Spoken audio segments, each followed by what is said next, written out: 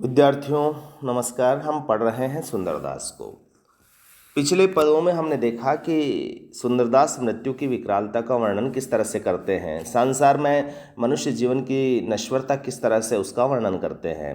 उसी श्रृंखला में हम पद संख्या 10 को पढ़ रहे हैं और आगे बढ़ रहे हैं। वो क्या कहते हैं कि जब ते जन्म लेत तब ही ते आयु गटे, माई सो कहत मेरो बड़ो होत गात है।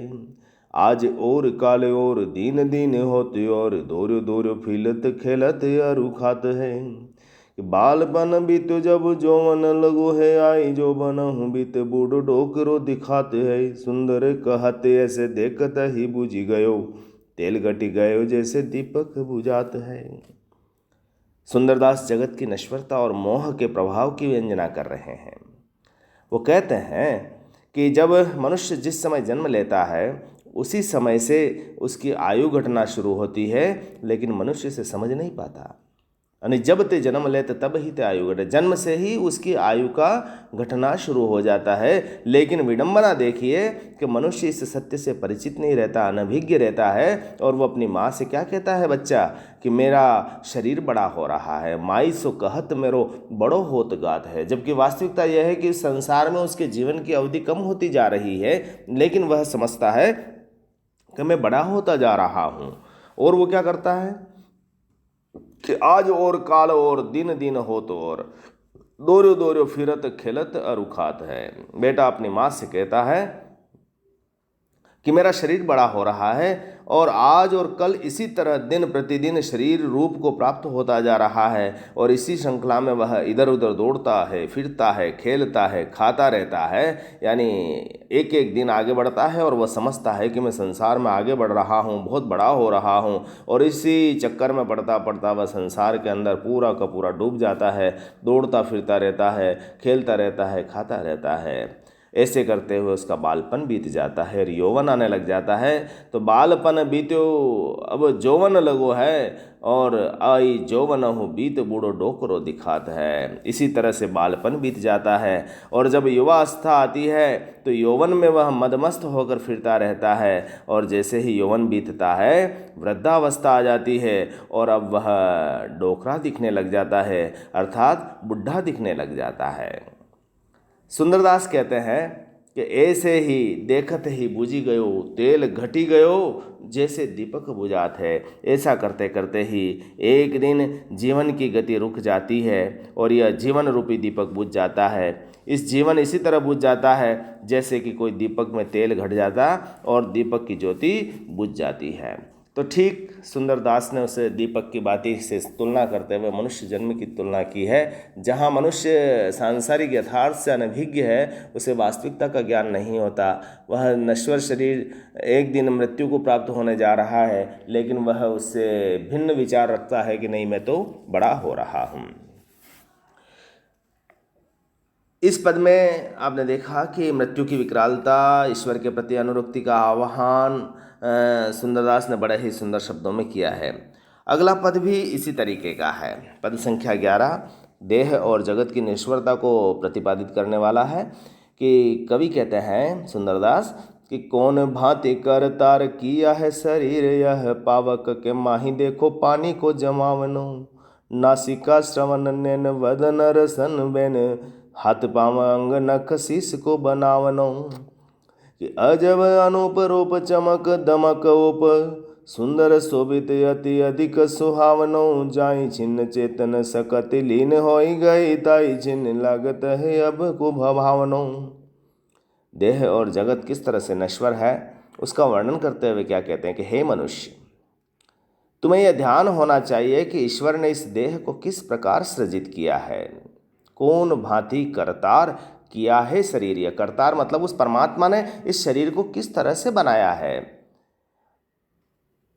पावक के माही देखो पानी को जमावनो। इसकी शरीर की रचना अद्भुत है।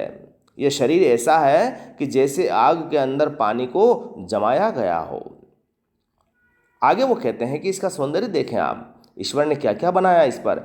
नासिका बनाई, श्रवण बनाए, कान बनाए, नैन बनाए, वदन मतलब मुख बनाया, रसन मतलब जीभ बनाए, और बेन मतलब वाणी दी। यानी ईश्वर ने नाक, कान, आँख, मुंह, जीभ, वाणी सब कुछ प्रदान किए। और हाथ, पांव, अंग, नख, शीश को बनाओ। उसने हाथ और पांव बनाए, नाखून बनाए, सिर बनाया और अनेक अंगों की रचना की। फिर आगे क्या किया उन्होंने?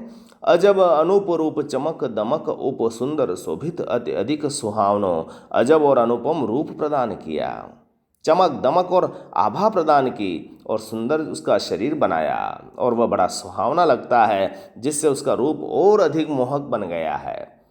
तो अजब अनूप रूप चमक दमक उप सुंदर शोभित अति अधिक सुहावनो। लेकिन जाहि छिन चेतन सखति लीन होई गई, ताहि छिन लागत है सबको अभावनो। इतना सुंदर रूप होने के बावजूद जब मनुष्य की मृत्यु हो जाती है, जिस क्षण उसकी चेतना और शक्ति समाप्त हो जाती है, उस क्षण उसके ये सारा का सारा सुंदर शरीर लोगों को बुरा लगने लग जाता है, और उस सुंदर शरीर को शमशान घाट पर ले जा करके या तो जला दिया जाता है या कब्र में दफना दिया जाता है। तो आवश्यकता देखिए आप, संसार में जिस समय शरीर को तो बनाया, सुंदरता सब कुछ दे दी, लेकिन वह तभी तक सार्थक रही जब तक उसके अंदर आत्मा रही, ईश्वर की दी हुई चेतना रही।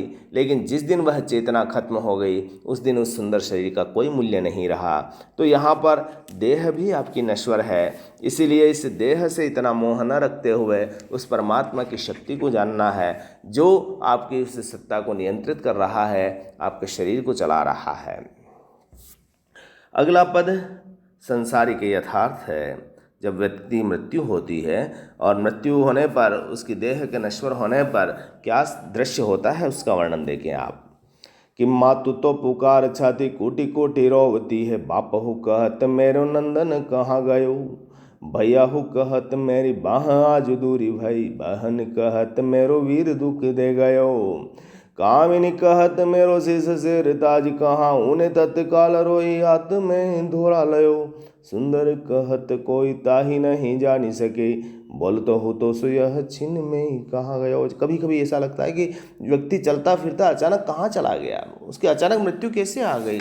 उस दृश्य को वर्णन करते हुए जब संसार से वह मनुष्य जाता है तो क्या दृश्य होता है कि माता छाती पुकार रही है, छाती पीट रही है और कूट कूट करके रो रही है कि मेरा बेटा कहाँ चला गया। बाप चिल्ला रहे हैं, पिता चिल्ला रहे हैं कि मेरा नंदन, मेरा पुत्र कहाँ चला गया। भैया कहते हैं कि मेरी आज बाँह टूट गई, मेरा भाई कहाँ चला गया। बहन कहती है कि मेरा वीरा कहाँ चला गया, मेरा मेरा साथी, मेरा दुख, मेरा भाई कहाँ दुख दे गया, क्यों चला गया। उसकी पत्नी कहती है, कामिनी कहत मेरो शीश सिरताज कहाँ, मेरा सिरताज कहाँ है। उसकी पत्नी चिल्लाती है और वो रोती रोती हाथ में सफ़ेद वस्त्र ले लेती है और वैधव्य धारण कर लेती है। सुंदरदास कहते हैं कि कहत को ताही नहीं जानी सके। सुंदर कहते हैं कि यहाँ पर इस संसार में इस दृश्य को कोई समझ नहीं पाता कि कहत को ताही नहीं जानी, कोई भी नहीं जान सका कि एक जो बोलता हुआ व्यक्ति था क्षण भर में वह कहाँ चला गया। बोलता हुआ व्यक्ति अचानक कहाँ गया ये किसी को पता ही नहीं चला। तो ये अजीब विडंबना है, इस संसार के उस यथार्थ की अजीब विडंबना है, जहाँ मनुष्य यह नहीं जान पाता, उस रहस्य को नहीं जान पा सकता कि वह क्षण भर में कहाँ जा रहा है। तो माता हो, पिता हो, भाई हो, बहन हो, कामिनी हो, ये सब संसार के साथी हैं। लेकिन जैसे ही इस देह ने इस संसार को छोड़ा, वो सब यहीं रह गए। यद्यपि वे चिल्ला रहे हैं, रो रहे हैं, पुकार रहे हैं, लेकिन उनके पास कोई उपाय नहीं है, उस ईश्वर से आगे उनका वश नहीं है, और इसी कारण से वह बेचैन होकर के भी किम कर्तव्य विमूढ़ रह जाते हैं। उनके पास इस तरह का कोई उपाय नहीं है कि वह ईश्वर से इस शक्ति को छीन ले। तो आपने इन पदों को देखा जहाँ पर वह मृत्यु की विकरालता का वर्णन करते हुए कवि कहता है कि दीपक की तरह जैसे तेल खत्म होता है, मनुष्य भी बीत जाता है। उसकी आयु बीतती रहती है तो वह तो समझता मैं बड़ा हो रहा हूँ, लेकिन वास्तव में वह छोटा हो रहा है। उसकी शरीर की आयु खत्म होती जा रही है और एक दिन उसके जाने का समय आ रहा है।